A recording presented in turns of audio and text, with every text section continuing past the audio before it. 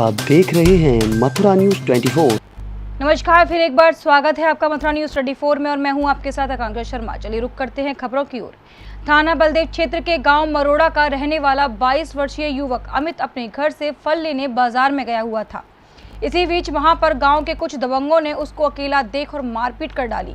इसी दौरान गांव के कुछ और दबंग लोग भी अकेले जानकर आए युवक को पकड़ लिया और जमकर उसके संग मारपीट की। बताया जा रहा है कि अमित अपने घर के काम से बाजार में फल लेने गया था। इसी बीच ये मारपीट की घटना वहां लगे एक सीसीटीवी कैमरे में कैद हो गई, जिसके आधार पर पीड़ित युवक द्वारा थाना बलदेव में इसकी रिपोर्ट दर्ज कराने गया। बताया जा रहा है कि युवक के बड़े भाई की दुकान है, जिस पर उन लोगों का किसी बात को लेकर विवाद हुआ था, जिसकी खुन्नस उन्होंने उसके छोटे भाई को अकेला जानकर मारपीट कर निकाली। घटना के संबंध में जानकारी देते हुए पीड़ित युवक ने बताया कि ऐसा है, मैं केले लेके आ रहा था वहाँ पर मेरे भाई की दुकान है, तो वहाँ पे बस रोका ही था। पीछे से आके दो बंदों ने पहले से हाथापाई कर दी मेरे से, बस फिर उसके साथ 5-7 और आ गए और वो सब मेरे से मारने लगे। कहाँ की घटना थी ये गांव मरोड़ा। अच्छा, तो वहाँ क्या मैटर क्या हुआ, कि बातचीत हुई थी क्या? नहीं, मेरी कोई बातचीत नहीं हुई थी उनसे, वो डायरेक्ट आगे अटैक कर दिया। कितने लोग थे लगभग? मिनिमम ये दर्जन होंगे। एक दर्जन होंगे। कौन कौन था तुम्हारे साथ? कितने लोगों के संग करी थी मारपीट? सिर्फ मेरे साथ ही की थी। तुम्हारे साथ ही की थी? तुमने रिपोर्ट कराई थाने में? कराई है रिपोर्ट, अभी कोई एक्शन नहीं हुआ, गए से मिला ही नहीं, कोई मिला नहीं है। वृंदावन पुलिस को बड़ी सफलता हाथ लगी है। पुलिस ने बीती रात परिक्रमा मार्ग स्थित जानकी बल्लभ गार्डन के समीप मिलावटी शराब बनाने वाली फैक्ट्री का भंडाफोड़ किया, जिसमें एक टंकी 25 लीटर शराब से भरी हुई, 4 ड्रम, 5 पेटी में नगीना मार्का आदि के साथ अन्य सामान बरामद किया। पुलिस के अनुसार श्यामनगर निवासी रूपम सैनी इस मिलावटी फैक्ट्री को जगदीश प्रसाद, गजेंद्र, सुंदर, नरेंद्र के साथ मिलकर चलाता था। पुलिस टीम ने मौके पर रूपम सैनी को गिरफ्तार कर लिया है। बाकी 4 अन्य की तलाश में पुलिस जुटी हुई है। पूरे भारतवर्ष में 23 जून को रथ यात्रा महोत्सव मनाया जाएगा, जिसमें भगवान जगन्नाथ अपने भाई बहन बलभद्र और सुभद्रा के साथ रथ में सवार होकर भक्तों को दर्शन देने नगर भ्रमण करेंगे। लेकिन इस वर्ष सालों से आ रही परंपरा कोरोना महामारी के चलते टूटने जा रही है। 23 जून को रथ यात्रा महोत्सव के कार्यक्रम नगर भ्रमण के लिए नहीं निकल पाएंगे और न ही भगवान अपने भक्तों को दर्शन दे सकेंगे। इसी श्रृंखला में तीर्थ नगरी वृंदावन के प्रसिद्ध ज्ञान गुदड़ी स्थित गोपी संवाद स्थल पर, जहां हर साल सप्त देवालय के रथ एकत्रित होकर संवाद स्थल की परिक्रमा करते थे, लेकिन यह कार्यक्रम 23 जून को स्थगित कर दिया गया है। देखिए हमारी विशेष रिपोर्ट। मैं अंशुगढ़, मथुरा न्यूज़ 24। इस वक्त मैं ज्ञानगुड़ी स्थित गोपी संवाद स्थल पर खड़ा हुआ हूँ, जो कि बहुत ही पवित्र स्थल है, जिसका कि श्रीमद् भागवत व अन्य धार्मिक ग्रंथों में भी इसका उल्लेख है। बताया जाता है कि जिस वक्त भगवान श्री कृष्ण वृंदावन और ब्रज छोड़ करके द्वारका के लिए गए थे, तो यहाँ के ब्रजवासी और गोपियाँ बड़े ही मायूस हो गए और बहुत परेशान हो गए। तब भगवान श्री कृष्ण ने उद्धव जी को गोपियों को और ब्रजवासियों को समझाने के लिए इस स्थल पर भेजा, जिसका कि नाम गोपी उद्धव संवाद स्थल था, जो ज्ञानगुड़ी वृंदावन में स्थित है। और इसका महत्व और भी जब बढ़ जाता है, जब उद्धव जी ने गोपियों को यहाँ पर अपने ज्ञान का पाठ पढ़ाया, तो गोपियों ने कहा कि हम सिवाय श्री कृष्ण से ही प्रेम करते हैं और हम अन्य किसी ज्ञान को नहीं जानते, और हम श्री कृष्ण को ही पा करके उससे उनसे अभिभूत होते हैं और उनके प्रेम में ही हम लोग रंगे हुए हैं और उनकी प्रेममयी लीलाओं के साथ में हम अपनी पूरा जीवन बिताना चाहते हैं।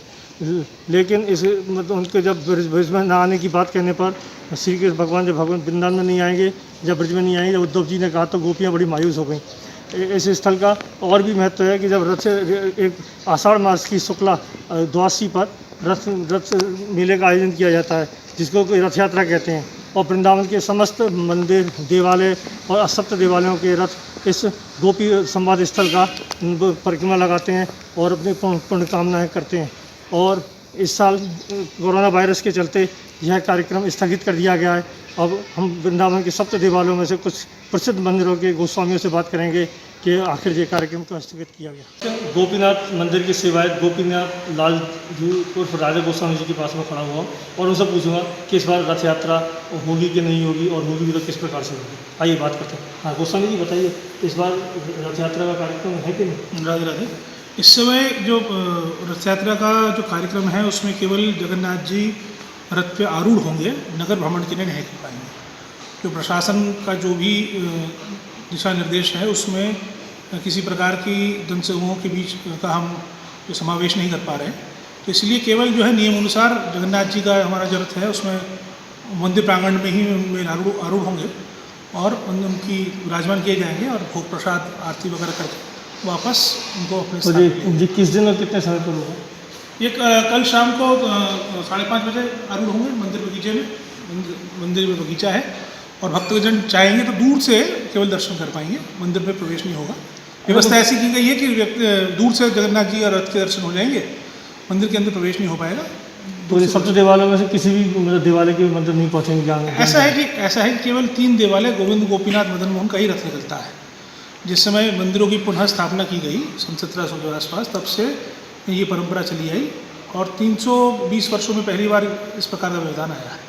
अच्छा गोसाई जी, ज्ञान गुदड़ी में इसका मतलब क्या महत्व है? जो ज्ञान गुदड़ी में इसका महत्व ये है कि जब उद्धव जी रथ में आरूढ़ होकर आए थे तो उस रथ को देख के ही गोपियों को ऐसा विश्वास हुआ कि स्वयं भगवान जो हमसे मिलने आए हैं। तो वास्तव में जगन्नाथ जी का जो स्वरूप प्राप्त हुआ, जो उनका जो गोपियों का विरह स्वरूप उनको जो श्रवण हुआ, तो उसके बाद ही इस रूप को उनको दर्शन हुए। तो इस कारण से ज्ञान गुदड़ी के जो गोपियों का उनका जो माना जाता है कि जिस प्रकार भगवान ने अपने मुकुट और बंसी के साथ उनको भेजा था, तो उसी रूप में ज्ञान गुदड़ी की परंपरा मानी जाती है। अभी आपने देखा कि गोपीनाथ मंदिर के गोस्वामी जी ने हमको बताया कि रथ यात्रा का कार्यक्रम नगर भ्रमण के लिए तो नहीं हो पाएगा, लेकिन मंदिर प्रांगण में जगन्नाथ जी को रथ में विराजमान कराकर दूर से भक्तों को दर्शन कराए जा सकेंगे और भक्त भी बड़ी सीमित मात्रा में ही मतलब दर्शन कर पाएंगे। अब देखते रहिए मथुरा न्यूज़ 24। कोरोना को हराकर वापस लौटे अपने घर नई बस्ती 50 वर्षीय युवक को स्थानीय मुस्लिम समाज के लोगों ने फूल माला पहनाकर जोरदार स्वागत किया और उनकी लंबी उम्र की कामना भी की। यह कार्यक्रम नई बस्ती एकता मंच के बैनर तले किया गया। इसमें संगठन के सभी सदस्यों ने 50 वर्षीय युवक के घर पहुंचकर तालियां बजाकर अभिनंदन किया, साथ ही फूल माला पहनाकर कोरोना से जंग जीतने की बधाई दी। इधर नई बस्ती एकता मंच के सचिव शाहिद खान ने बताया कि मोहल्ले में रहने वाले 50 वर्षीय युवक जो पिछले दिनों कोरोना वायरस की चपेट में आ गए थे, इनको इलाज के लिए स्वास्थ्य विभाग के माध्यम से मेडिकल कॉलेज भेजा गया था, जहां ये उपचार कराकर वापस आ गए हैं। साथ ही उनके परिवार में भी सदस्यों ने सहयोग प्रदान किया और घर में रहकर क्वारंटाइन रहे थे। आज ये स्वस्थ होकर वापस आए हैं, इसलिए इनका स्वागत सम्मान रखा है। ये हमारे भाई नई बस्ती के जो इन्होंने के एक कोरोना वायरस के योद्धा कहलाते हैं और योद्धा ही कहलाने चाहिए। उसकी मुख्य कारण ये है कि ट्रीटमेंट के बाद इन्होंने घर में रहकर अपना इलाज कराया और पूरे घर ने बड़ी हिम्मत और बड़ी ताकत, बड़ी शक्ति के साथ, अपनी हिम्मत के साथ सब लोग घर में रहे और इस खतरनाक बीमारी से जो युद्ध लड़कर, जो लड़ाई लड़कर इन्होंने सफलता प्राप्त की है और यानी उसको कोरोना को दूर भगा दिया अपने पास से। मैं सम्मान से ट्रीटमेंट कराकर जो घर लौटे हैं, उसके बाद पूरे परिवार के लोगों ने अपनी सेफ्टी की, अपने घर में रहकर और बाहर नहीं निकले और ये भी हमारे भाई भी घर के अंदर रहे हैं। तो हम इनको एक कोरोना वायरस की योद्धा को के मानते हुए इनका हम सम्मान करने के लिए हमारे क्षेत्र के, हमारे नई बस्ती के लोग सब यहाँ आए हैं। तो हम इनको इस बात की बधाई देते हैं कि ऊपर वाले ने, ईश्वर परमात्मा ने इनको ठीक किया और इस खतरनाक बीमारी से निजात मिली और यही नहीं बल्कि पूरे क्षेत्र में निजात मिली। और हम साथ में अपने डॉक्टर्स का भी धन्यवाद करेंगे जिन्होंने अच्छी ट्रीटमेंट, अच्छा इलाज, मेडिकल्स हो या कोई भी हॉस्पिटल हो, सब लोगों ने अपने मरीज़ों को अच्छी करने की कोशिश की है। जिलाधिकारी जी का भी हम धन्यवाद करेंगे जिन्होंने पूरे अलीगढ़ को बड़ा सजो के रखा, बहुत संभाल कर रखा और ज़्यादातर नेगेटिव ही हमारे यहाँ पेशेंट आए। तो मैं धन्यवाद करूँगा सभी साथियों का, सभी ताहिर भाई का, सभी अपने लोगों का, आबिद भाई का, जो यहाँ आकर इनका हौसला बढ़ाया और इस बीमारी को दूर भगाने के लिए जो ताकत लगी है। सोमवार को बलदेव क्षेत्र के विधायक पूरन प्रकाश द्वारा गांव सैदपुर में ग्रामीणों की समस्याओं को देखते हुए पंचायती घर का शिलान्यास किया गया, जिसकी लागत लगभग 20 लाख बताई गई है और इसके बनने से गांव सैदपुर के ग्रामीणों को काफी सहूलियत होगी। इसी को लेकर गांव सैदपुर में एक कार्यक्रम आयोजित किया गया, जहां पर बलदेव क्षेत्र के विधायक पूरन प्रकाश, एसडीएम महावन जगप्रवेश और खंड विकास अधिकारी श्वेतांग पांडे सहित ग्राम प्रधान और ग्रामीण लोग मौजूद रहे, जहां पर सभी के द्वारा उन सभी का पटुका उड़ाकर सम्मान किया गया और 20 लाख रुपए की लागत से बनने वाले इस समुदाय पंचायत घर का निर्माण 90 दिन के अंदर होने की बात खंड विकास अधिकारी बलदेव के द्वारा की गई। बहुउद्देशीय पंचायत घर का शिलान्यास कार्यक्रम था, जिसके मुख्य अतिथि माननीय क्षेत्रीय विधायक श्री पूरन प्रकाश जी एडवोकेट थे और आज उसी का शिलान्यास किया गया है। इस अवसर पर ग्राम प्रधान Neeraj Singh, DPRO doctor Pritam Singh, SDM Mahavan Jagpravesh और खंड विकास अधिकारी के रूप में स्वयं मैं श्वेतांग पांडे और ADO पंचायत हमारे श्री विजयराज सिंह और लगभग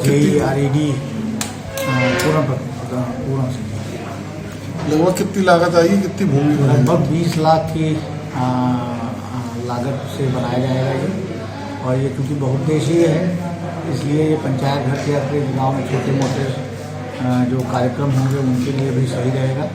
और इसकी 18 × 14 मीटर क्षेत्रफल है। कब तक तैयार होगा? लगभग 90 दिन, 3 माह का समय होगा। अभी तक के लिए सिर्फ इतना ही। मुझे दीजिए इजाजत, फिर मिलेंगे नई खबरों के साथ। नमस्कार।